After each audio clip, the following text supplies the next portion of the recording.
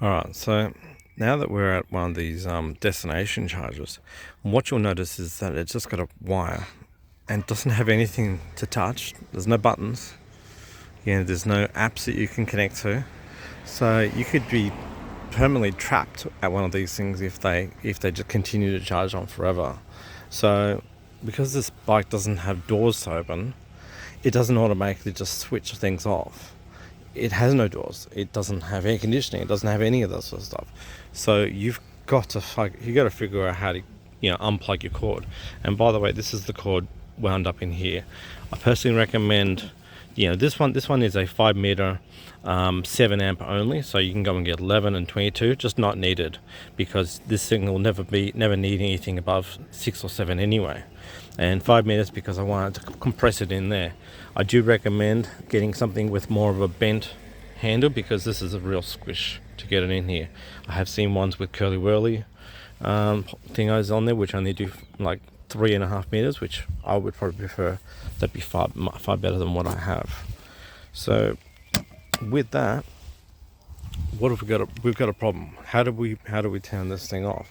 And so I sort of figured out the other day that we do have a way to be able to force this thing to unplug, but it's just going to require some forward planning.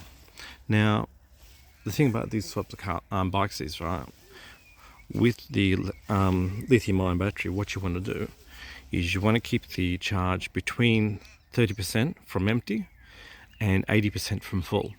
That's your band that you want to kind of keep the battery healthy in, right? And so what it does actually have is you can go into battery and you can go to charge target, and you can enable this charge target right there. And let's say what as you can see by here, you can hit the value and you can change what you want your target to be. Now what I want to do in this instance, because I don't want to be stuck here on this thing for hours and hours and hours and have to force it to exit, right?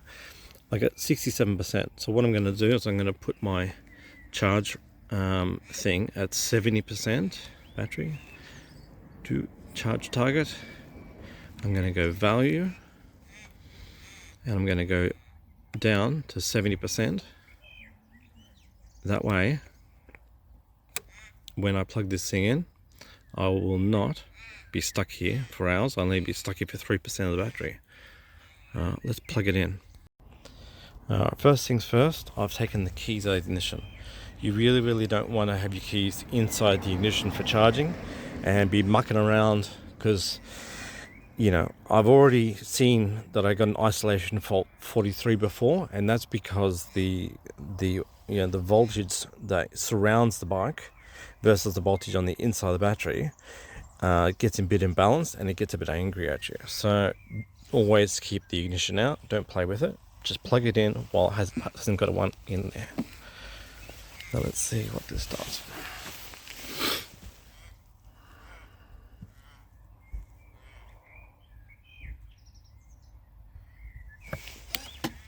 There you go.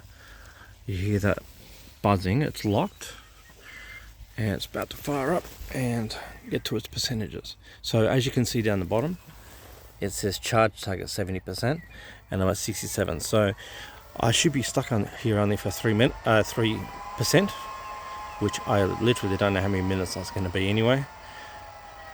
6:15 p.m. I don't know, 5-10 minutes tops.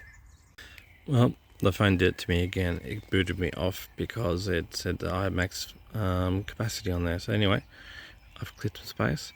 As you can see here, the public charger is running at about 33.3 kilowatts and about 30 amps. So yeah, 5 minutes. There you go. That's how much that 2% is going to take me. So there you go.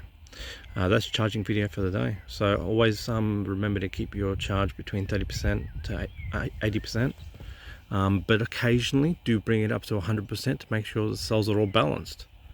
And yeah, look, I'll probably, if you have a dip below 20% or something like that, I probably wouldn't leave it in the car park for maybe a few hours before getting home and giving a good charge. So always try to keep it garaged at so between 30 to 80% charge, and you should be right. Should be able to keep the life of the battery forever. Is it going to turn off? That's the experiment. 70%, 70%. Will I see 71%? I don't know. Okay, it's still going, but I mean the power rating is going down, so I don't know if it's balancing at 70% or if, I don't know. I have asked Zero whether or not they could just simply just have something in the app to just tell it to shut up, just stop, so I don't have to wait. We could just go. It's certainly dropped down to a fair trickle. We're down a current of 2 amps. So it is doing something. It is going to end somehow. But I mean, if I had an app for this device, I could just simply just go press and I'd be able to eject it. This is just strange. It's needed. We need to be able to just cold end a charge when we're out in the public.